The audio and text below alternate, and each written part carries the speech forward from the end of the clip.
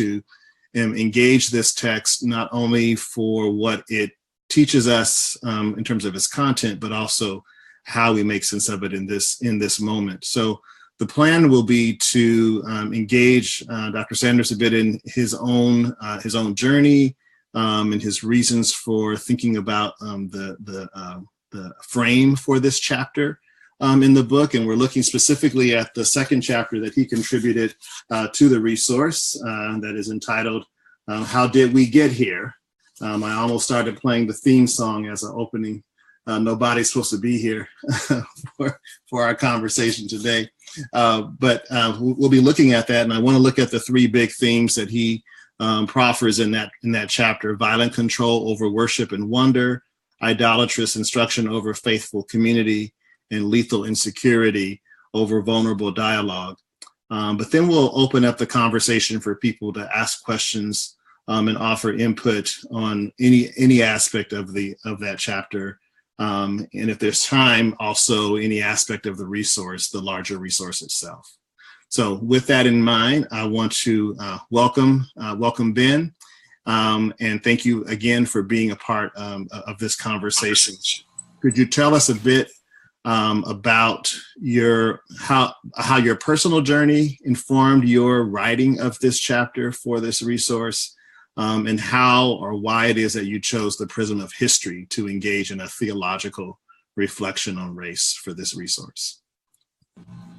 Thank you, Michael. I appreciate you doing the work to get me here. Appreciate the work you all did on editing this volume. Super important, and I'm glad we're making good use of it. So I'll start with the second half of that question, which is why I chose a sort of historical approach. The quick and dirty way is that the editors asked me to do that.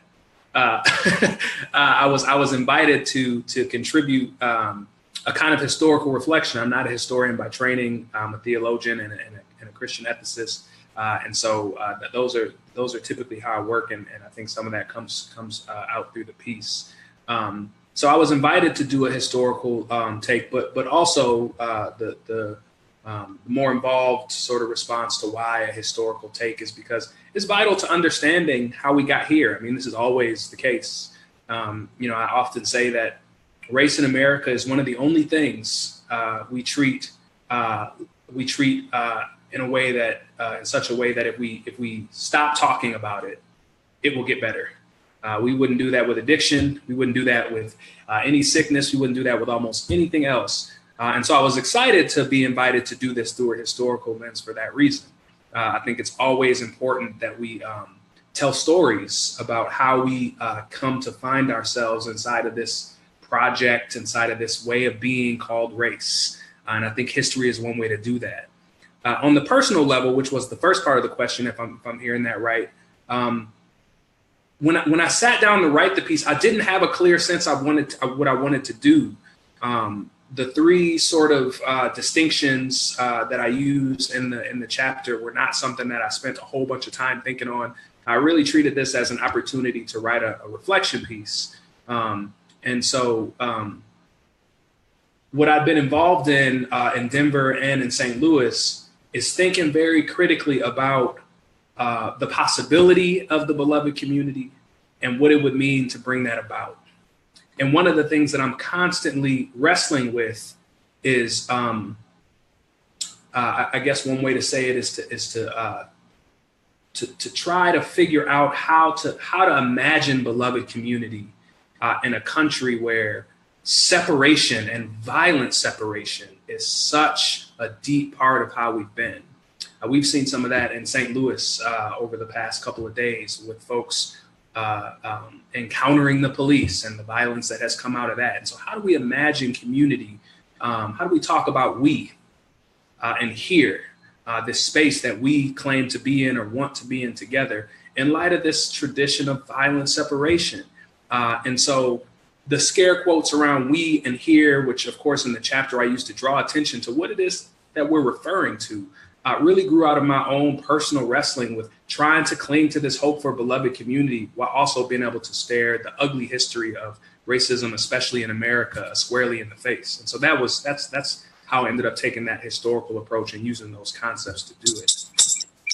And if you don't mind, I hope you don't mind, because we didn't talk about this in our prep, but you kind of relate a story about your own journey as a Christian and what it meant for you to navigate that as a Christian and in different Christian spaces. I wonder if there's some aspects of that journey that you could lift up as well.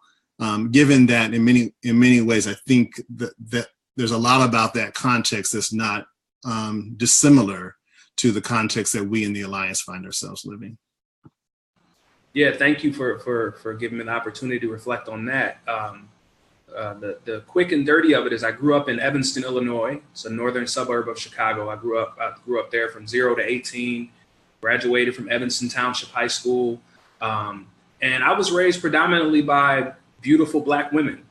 I was baptized in an AME Zion church, so I'm rooted firmly in the Black Baptist tradition now. And when I was in high school, I got involved through my participation in athletics in conservative, evangelical, really fundamentalist, mostly white circles through organizations like the Fellowship of Christian Athletes and Youth for Christ. And so what I loved about the theology of these spaces is that they had an answer for every question. Right. I was sharing this with you earlier, Michael. Right. And as a young man trying to find my way in the world, in this body, too, I can say in hindsight, it was nice to have a theological perspective that seemed to have an answer for every question. Right. I had no questions about my eternal destiny. They were all answered. Right. Or at least it seemed to be that way. And then I graduated from Evanston Township High School and I went to Hope College in Holland, Michigan. And I ended up at Hope College because, one, that was the only school I visited. I was the first one in my family to go to college, so I didn't have alum of certain colleges trying to get me to go somewhere. My family was just happy I was considering college after high school. And so Hope was the only place we visited. I got there to the campus, and a friend of mine who's a year ahead of me went there first. So I had someone there that I knew. We ended up moving in very different circles. But I very quickly began to wrestle with the difference between the theology I heard espoused in chapel and in some of the sort of Bible studies that students would host on our own, and my experience as one of the few Black students on campus. And now I didn't have the tools to really wrestle with this. I didn't have any theologians in my family. It was like there was Blackness and there was Christianity. And it was actually Dr. Miguel de la Torre, a man who I respect and admire very much. He teaches now at the Isla School of Theology in Denver. Yeah. But Miguel was for me, and he's got a chapter in here. It's one or two after mine, and so it's an honor to be in the same volume with him. But Miguel really introduced me to the worlds of Black liberation and Latino and Latin American liberation theology in a way that began to give me some of the tools and the language that helped me make sense of being a Black Christian in a white supremacist society. And from there, I went on to Union Seminary in New York City and had the honor to study with folks like James Cone and Gary Dorian and Christopher Morse and some really fantastic minds who helped me think carefully about the relationship between Christian faith and the society that we live in. There, I also fell in love with how pivotal ideas and our articulation, especially in the church, how important our articulation of ideas can be to movements for justice, and decided that I wanted to pursue a PhD because I wanted to teach and hopefully be the kind of transformative teacher that I was honored to have. And so that's a kind of a longer version of a sort of biographical version of how I ended up answering these questions and approaching them like I did. And I'm still wrestling with them today. I mean, I meant to say this. You introduced me as Dr. Sanders. I'm still ABD. So I'm still trying to get my dissertation done. And I'm wrestling with this stuff in different ways in that project. And I think that's how it is. If these questions were easily answered, surely some of the folks who have come before us would have answered them already. Yeah. I called myself and started calling you Ben after that. I could probably also opt for professor as well, because you've definitely taught so much of us in the reading of this text. I thank you for relaying that story, because I think it's important that people have a sense of, who's writing, but also and part of what we part of what we want to do with this resource is also to have readers to also engage their own story and imagine how it is that their life journey informs how they read and take in this text as well. So thank you for being willing to share a bit of that. So, let's dig into these three themes that I want to lift up, and then we'll see what kind of conversation folks want to have. You make this case that across history, across our history of the United States, there have been opportunities to embrace worship and wonder, to embrace faithful community, to embrace vulnerable dialogue, and instead, we and particularly the church in the U.S. has chosen instead violent control, idolatrous instruction, and lethal insecurity. And so I just want to lift up those things. I think it'll be helpful for people to hear you talk a little bit more about those things.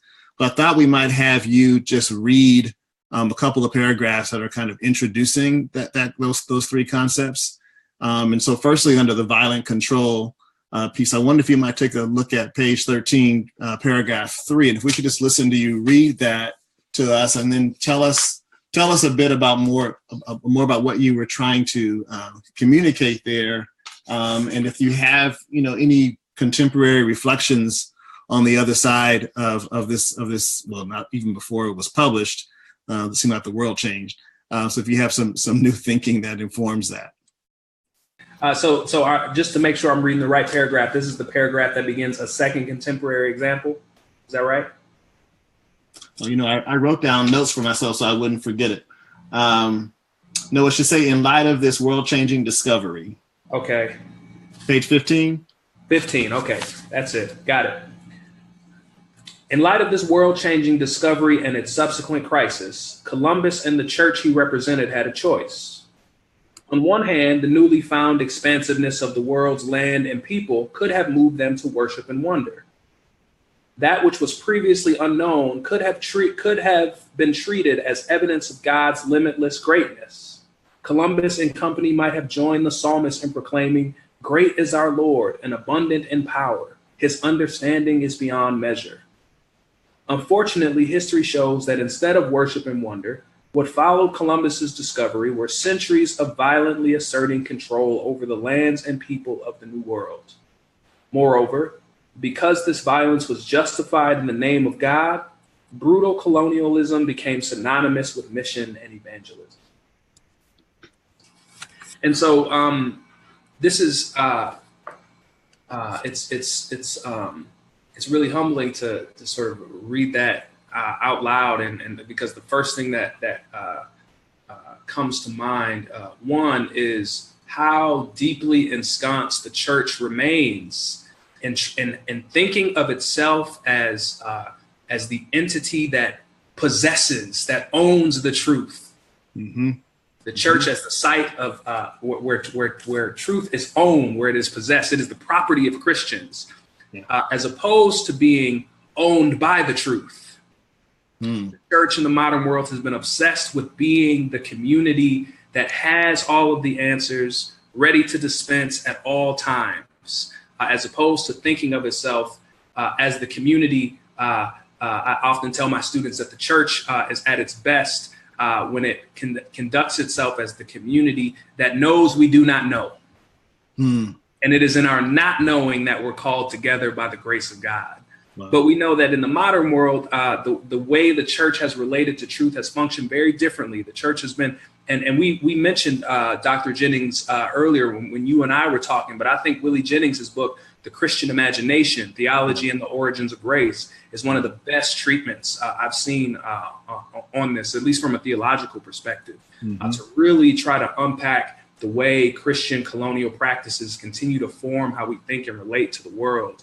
But I like to tell that story of 1492 because, one, it's a popular story that we tell, and I think it's always helpful in teaching and in having conversations to be able to use familiar moments, moments that are sort of important in a common way, and to dig into how we understand their meaning. And Columbus is, I mean, it's so pivotal, right? I mean, it's so pivotal how we understand ourselves as Americans, despite the fact that that was 1492 and there's no United States until 1776.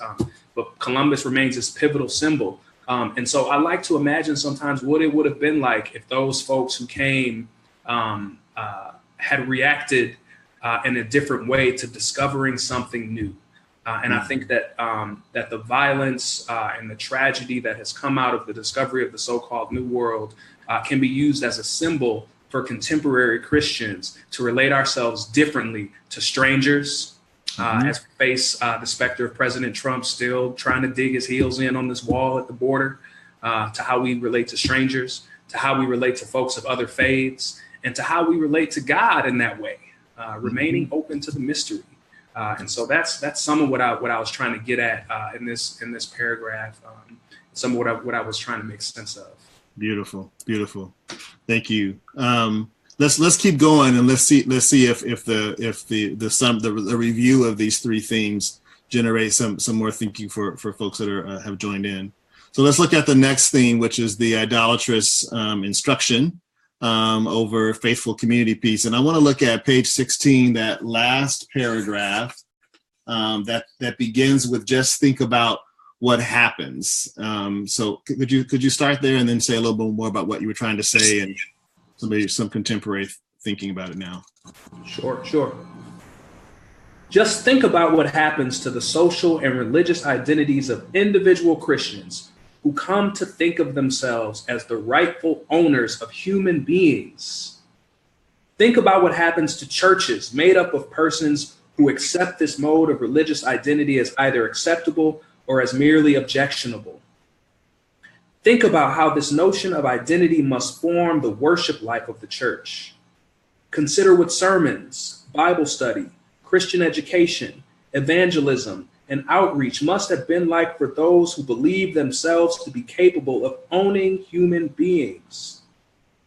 Now consider that the vast majority of white American churches have never repented in any meaningful way for these practices.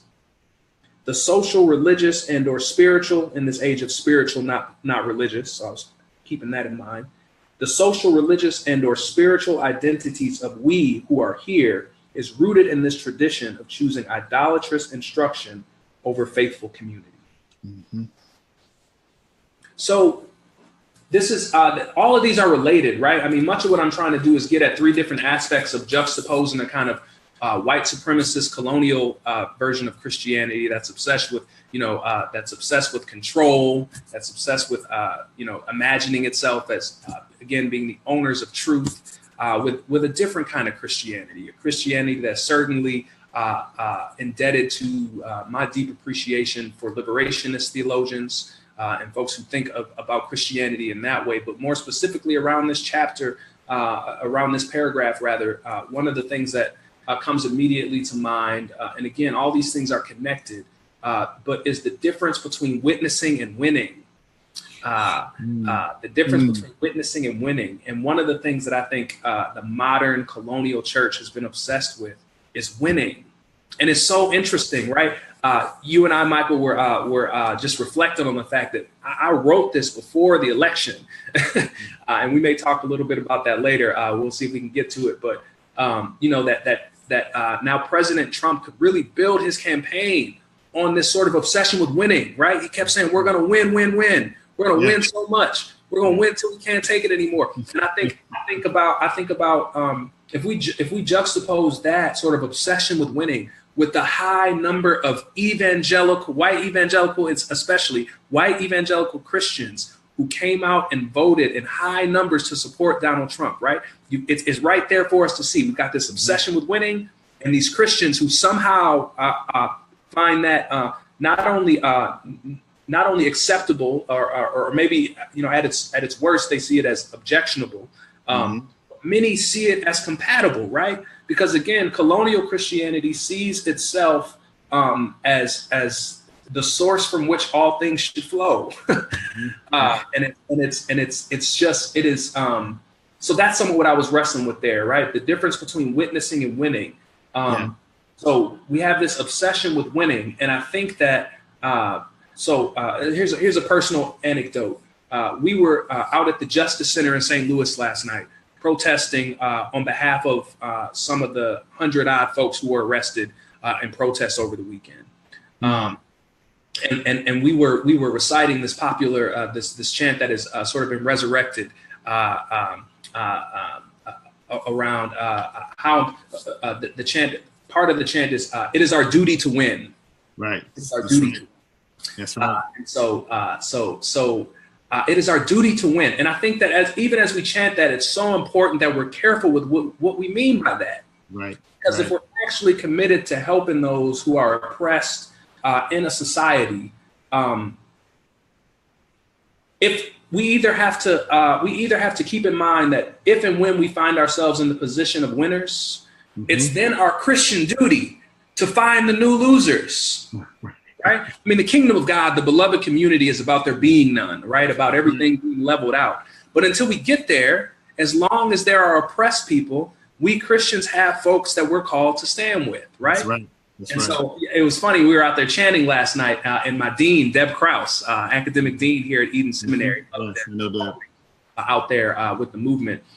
We were chanting, it is our duty to win. And I leaned over to her, theological nerd that I am. I said, and of course I mean win in an eschatological sense, right? But,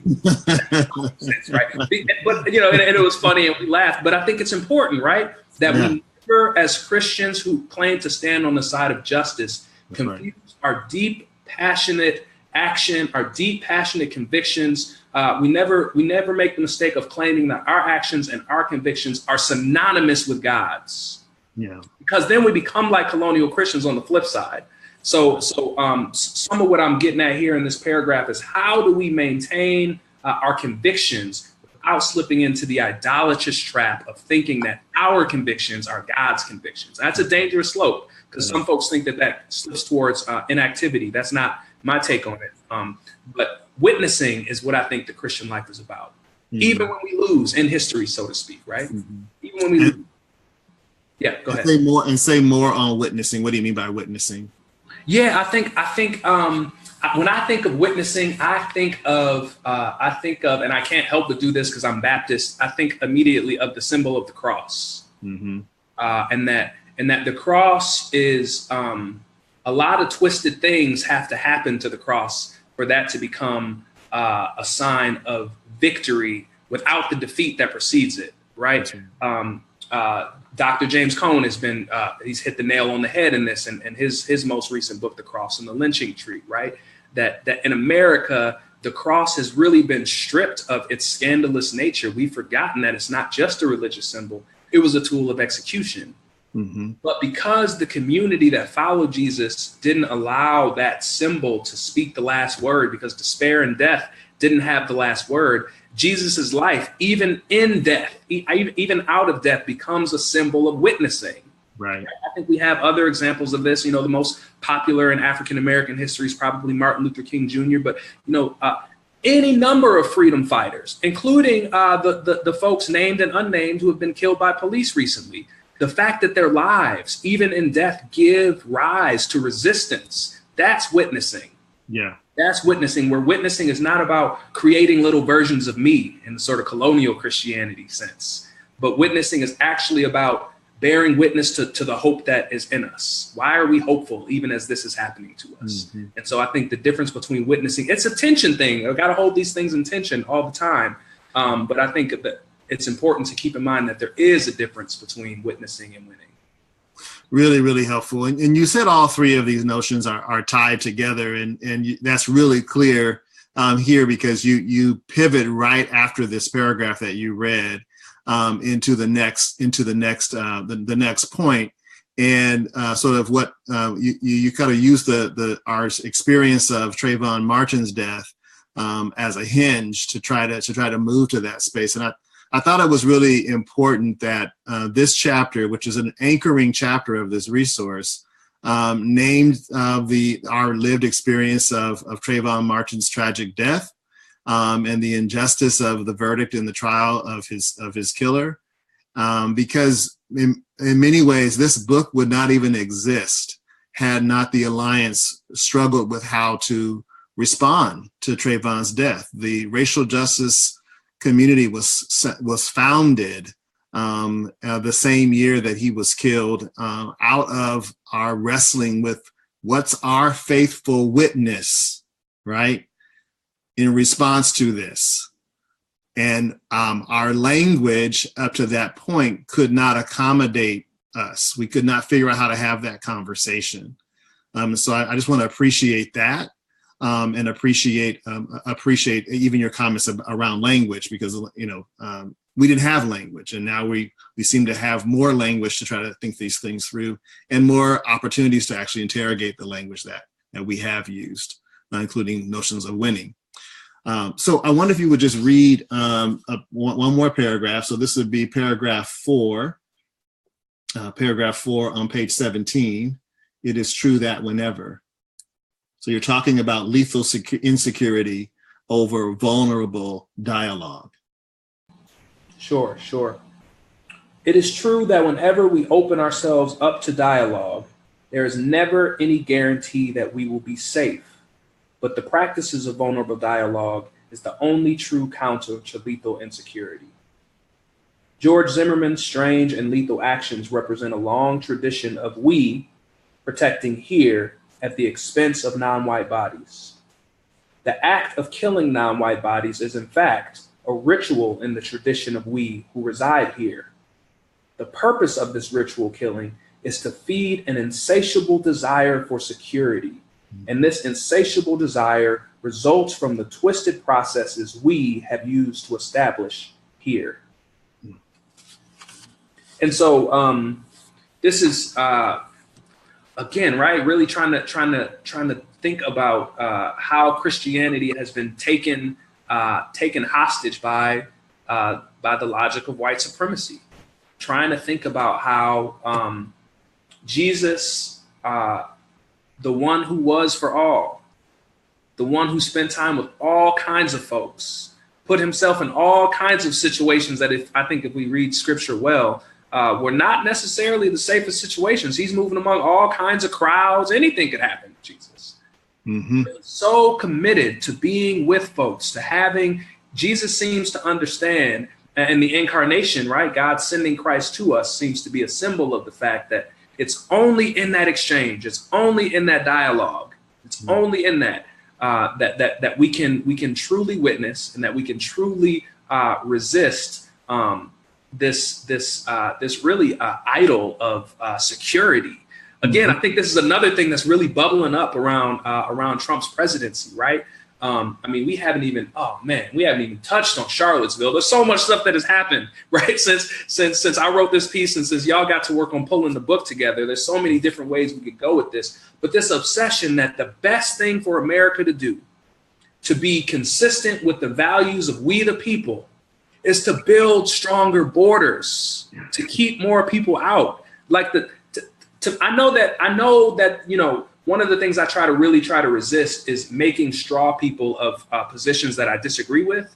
Right. And so I know that there's a certain logic to folks who think that, right? You strengthen the interior by taking care of the outside. And once the interior is stronger, then we can be more helpful I sort of get that sort of political philosophy. But as a Christian, it's just a non-starter for me.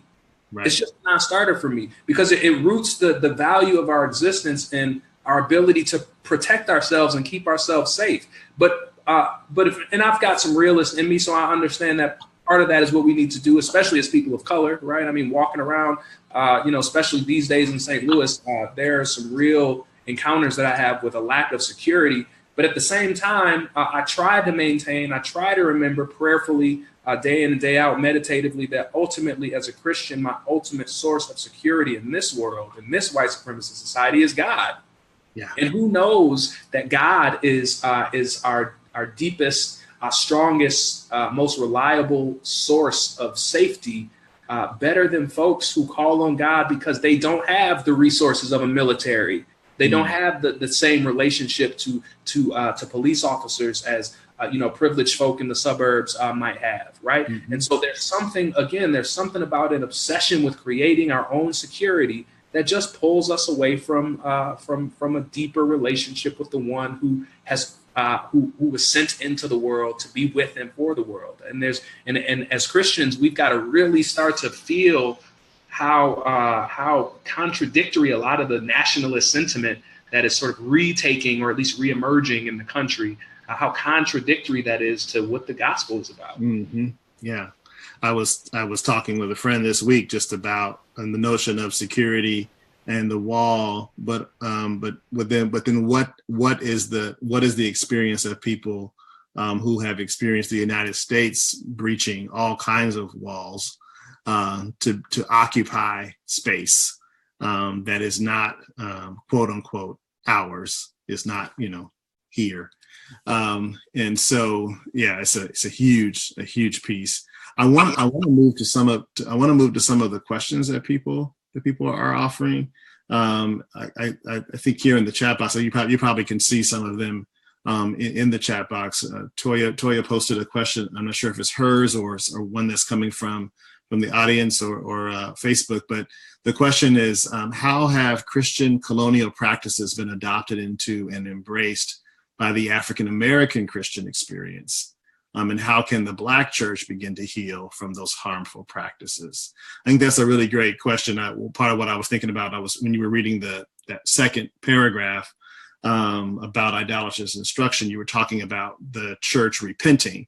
And part of me I wonder what that repentance looks like.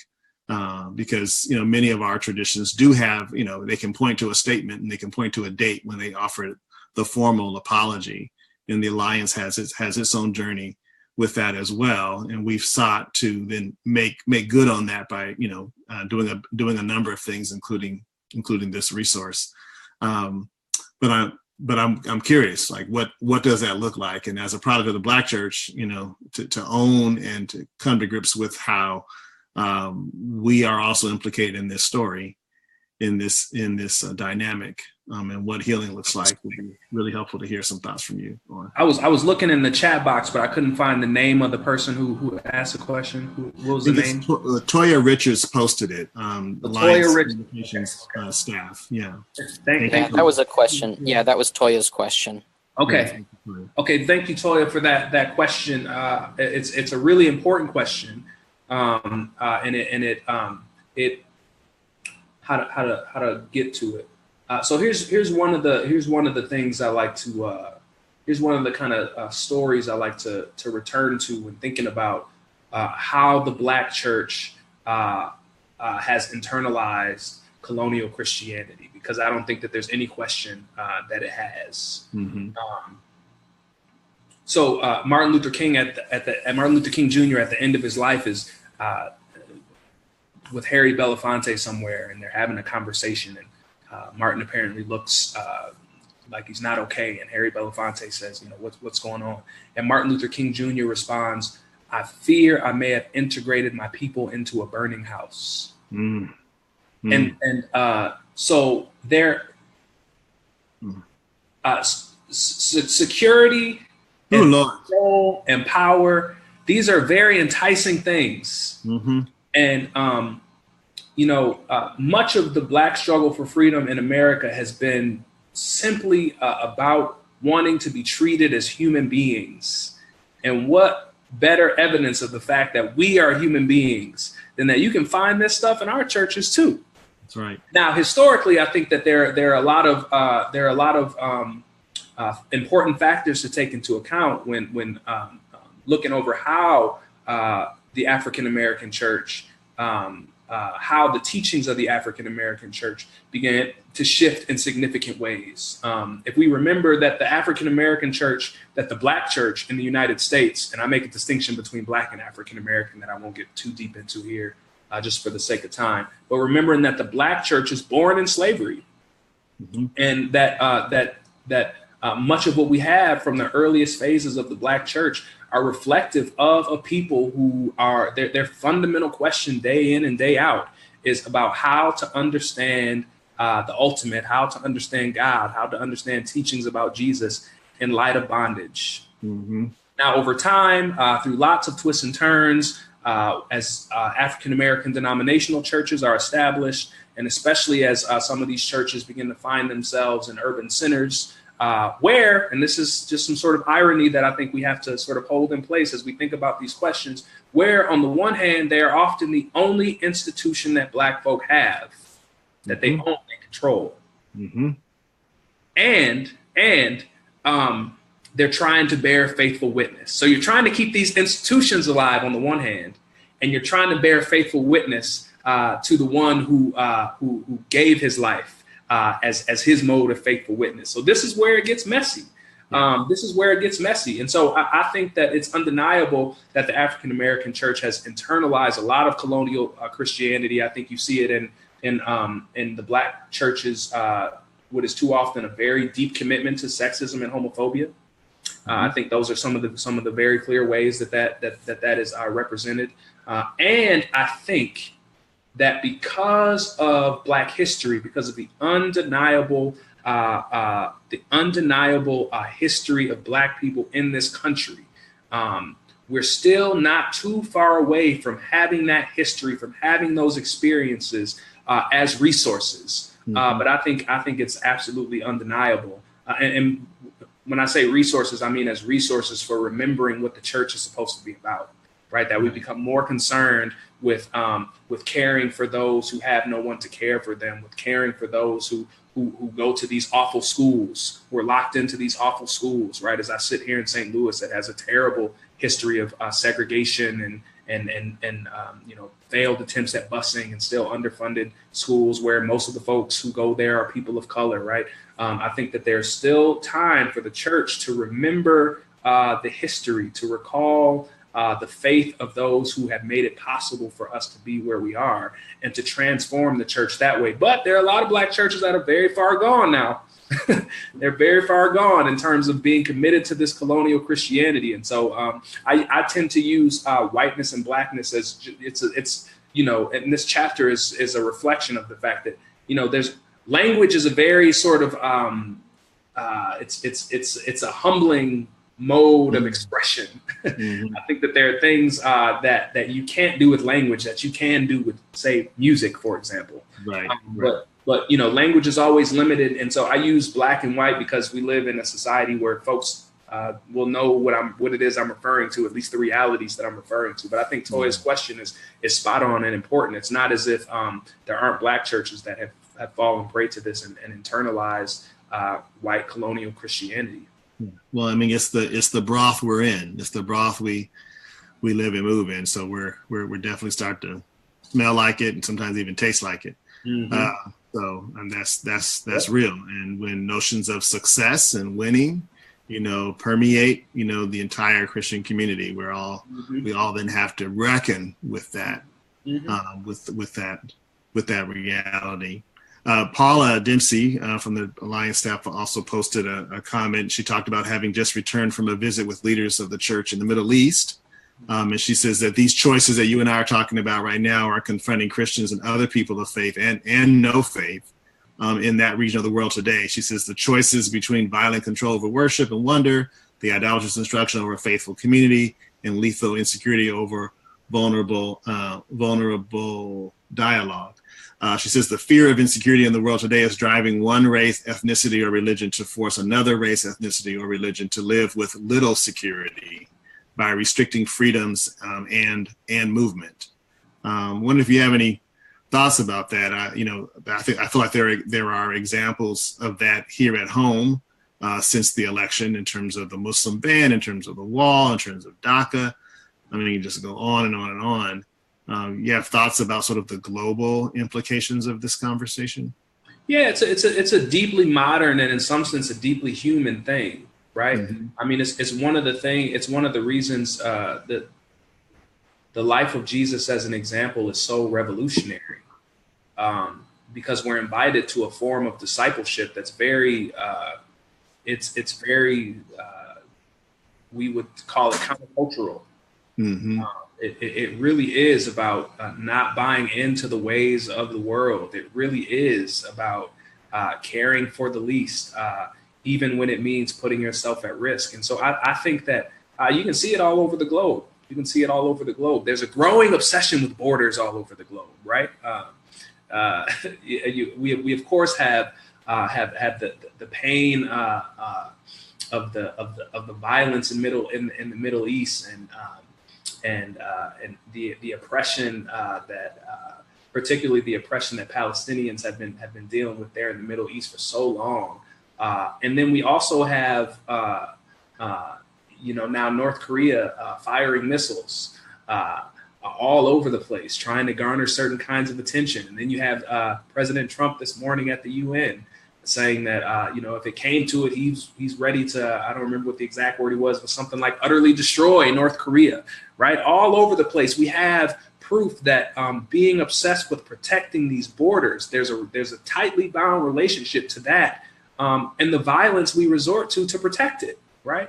And so ultimately it's about what we want our lives to give witness to how strong we are, to how determined we were, to maintain our borders and protect our space, even when it meant taking life, or to trust that there's something else going on in Jesus, that there's another side to the openness, to allowing our borders to be transgressed, right?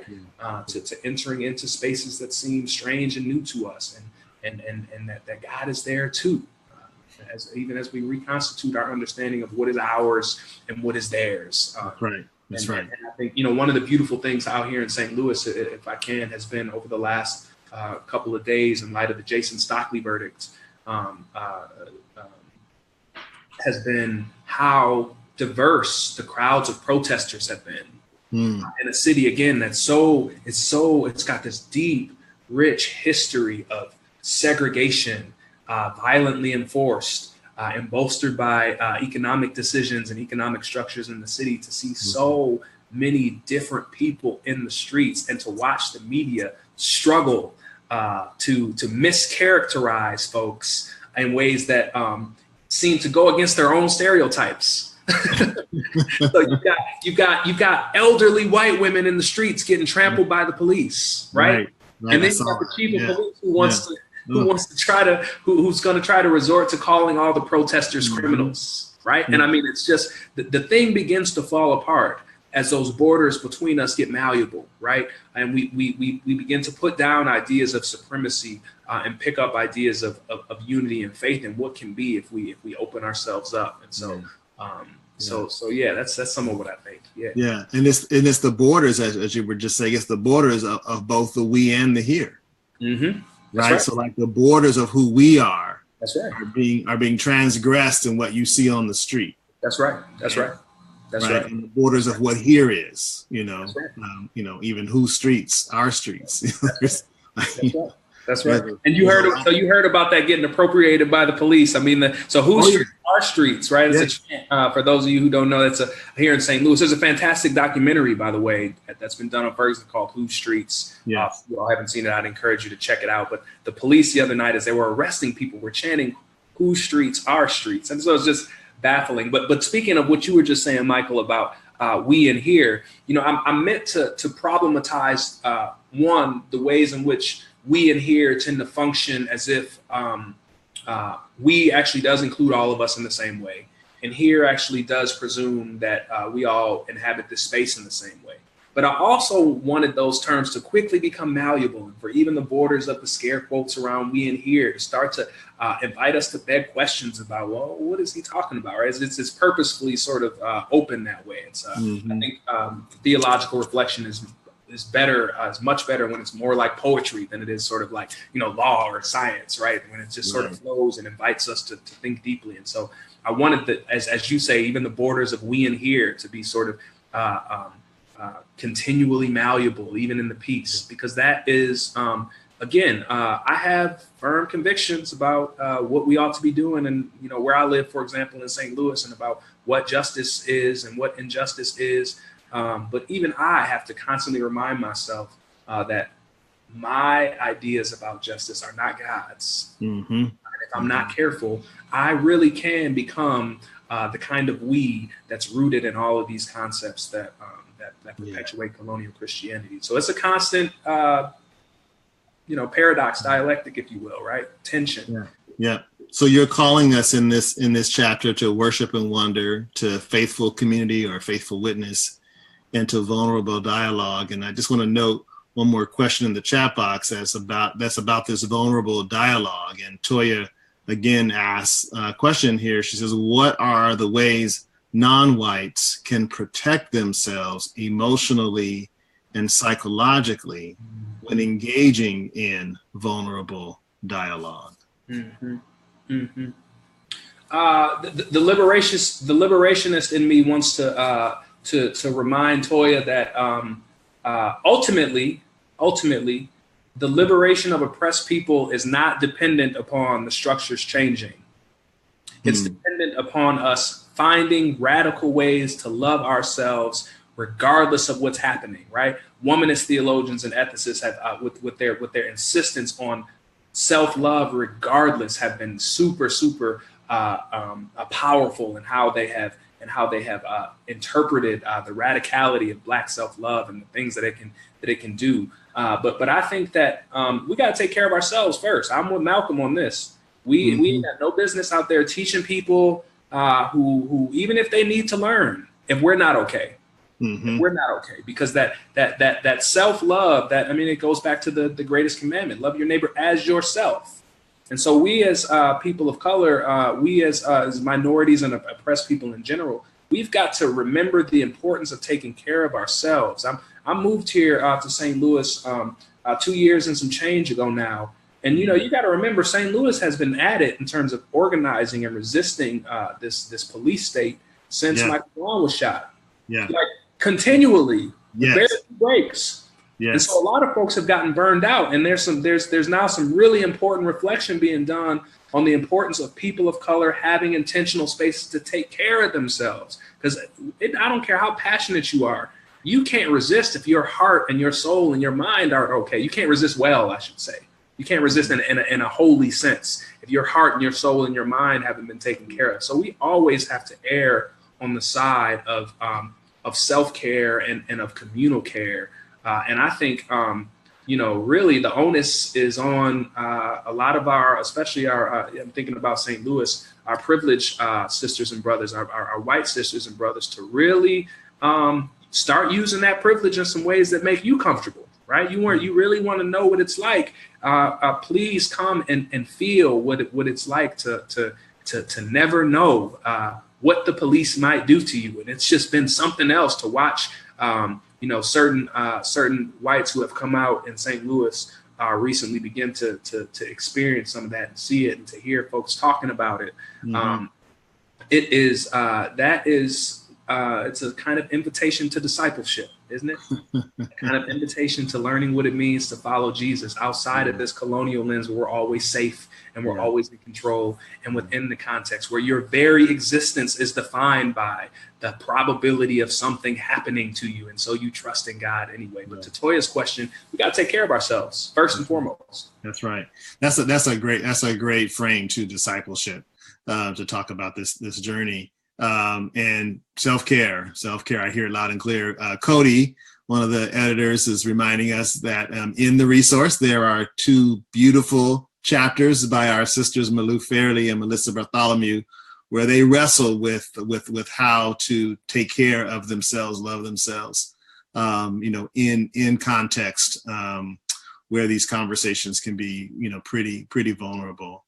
We also have another question that came up in the Q&A that I think is related to this, and it was, what are the ways that white people can protect themselves from causing harm in vulnerable conversation when we have been so steeped in supremacy that we fear causing harm? So what are the ways white people cannot cause harm? Right. How can they not cause harm? And, I'm not sure what that message means, but I think the question is about the fear of causing harm, and so this feeling of being sort of paralyzed around how to lean into this opportunity when one is afraid that they might cause harm by participating in a vulnerable conversation. Yeah, show up and be comfortable not being the expert. Mm-hmm. Show up to learn. Show up in the discomfort of having no control. Mm-hmm. You can't mess it up if you got no control. Yeah. Right. The thing about whiteness is when the construct of race is put together, it's not, whiteness is never intended to be one group among others. It's meant to be the controlling group. Period. Right. And so for folks who you know, to use a phrase from Ta-Nehisi Coates that he gets from James Baldwin, for folks who believe themselves to be white, part of unlearning whiteness is starting to pay attention to all of those ways and all of those moments when you just, without thinking, understand yourself to be in control. That's right. It's hard to communicate the kind of existential reality, and people of color know this so well, right? You get in your car and you just, there's a sense of, I'm in control of my vehicle, but I'm especially aware of this as I drive around St. Louis County that has a vicious reputation for how it polices people of color. I'm in control of my vehicle, but I'm in control of very little else, right? And there is an invitation, again, to discipleship for white people in relinquishing control. And part of the problem with a lot of white allies is they're down to help. They're down to be partners. They're down for solidarity until it looks like, or until it becomes apparent that that winning is not what's going to happen. Mm-hmm. Because then white folks can opt out. And so some of it is accepting an invitation to be a part of conversations, to be a part of movements where you are not in control, and your primary goal is not winning so that you can go home and be comfortable in your whiteness. Your primary goal is learning what it means to witness in a way that really does represent repenting of whiteness in the first place. Yes. Right? Which means that sometimes you're going to have to get in these situations where you don't want to do damage and say, damn it, I didn't mean to do damage, but I did. That's a certain way of like releasing control. So you're not going to be able to control the damage that you do. Just show up to learn. Take the risk of faith, right? Yeah. Get out there and actually be willing to try and mess up, We got to do it. Yeah. That's what movement building for people of color is, right? That's right. We got to do it. So get out there and stop being so concerned with getting it right and not offending and not hurting, because that's going to offend and hurt. You just got to get in there. You got to get in there. You got to try to get in there in ways that resist this colonial Christianity. There's no easy answers to it. Yeah. There's a lot of worship and wonder in that too. That's right. That's right. There's a lot of faithful witness, faithful community, and in that as well. That's right. Cody's poking his head in again to remind us that there's 2 great chapters for our white siblings wrestling with this too, by Jennifer Harvey and Tamara Day. Chapter 4 and chapter 13 are some powerful reflections on how our white siblings find their way and their place into this moment and into this work. Brother Cody's on it. He's on it. Yes. I wonder if Jason or anyone on the staff, if there are other questions that we don't know about that we need to address before we sign off. I have not received any. Could you say something, Jason, though, about how people who might be watching on Facebook Live who don't have the book, how they can get it? Sure. So one way to get the book is to just go to Amazon. So that's one place to find the book. I can share that in the chat if you'd like. You can also visit the Alliance website, and it's there under resources. So definitely encourage all our attendees, if you have not already, to find a copy of Troubled Water. Great. Thank you so much. So Professor Sanders. My brother, Michael, I appreciate you, man. Thank you so much for contributing to this resource, for making time out of what I know is a extremely busy schedule to come and be a part of this conversation. My prayer is that many will witness this conversation. It will really sharpen their imaginations for what it means for us to be, true disciples in this moment. If you have any final thoughts, I welcome them, and we'll sign off. Now, I don't have any more final thoughts. Just gratitude for you, gratitude for Jason, gratitude for Paula and for Cody and for the whole team for pulling this together. Gratitude for all the folks who have participated, both in listening and asking questions tonight. And if it's okay, I would like to, in good Baptist fashion, close us with a word of prayer. Be beautiful. Thank you. God of grace and mercy and justice, we thank you for the gift of this day, a day, God, we've never seen before and a day we will never see again. Come and meet us, oh God, as we seek after what you would have us do with the gift of life. Help us to witness in ways that are not obsessed with winning. Help us to be open to the stranger. Help us to be open to mystery. Help us to worship you in spirit and in truth, even when it is dangerous. Keep us, God, as we set out to do your work, to witness to the things that you have done and the things that you are doing. We know that above all, your truth and your justice and your mercy shall reign forever and ever and ever. And so we trust you, God. And as we get ready to head out, we rely on you to keep us and to guide us. We're listening for your voice, God. So come and speak. We ask all these things in the name of your son, Jesus. Amen. Amen. Amen. Thank you Amen. again. Bless you guys. My Thank pleasure. you so much. Be safe out there. Keep witnessing. Thanks, Michael Ray, and thanks, Ben. And I want to remind our attendees that our next Trouble the Water Book Club will be a month from today, October 19th. We'll be joined by Marie Onwubawiri and Tamari Day. So please join us 1 month from today. Also, let me know if you had any technical issues, either on Facebook Live or with the Zoom meeting. Let me know. But I want to thank again our panelists, Michael Ray and Dr. Sanders. Thank you so much for joining us. And excellent conversation. All righty, y'all. Take care. God bless. Thanks.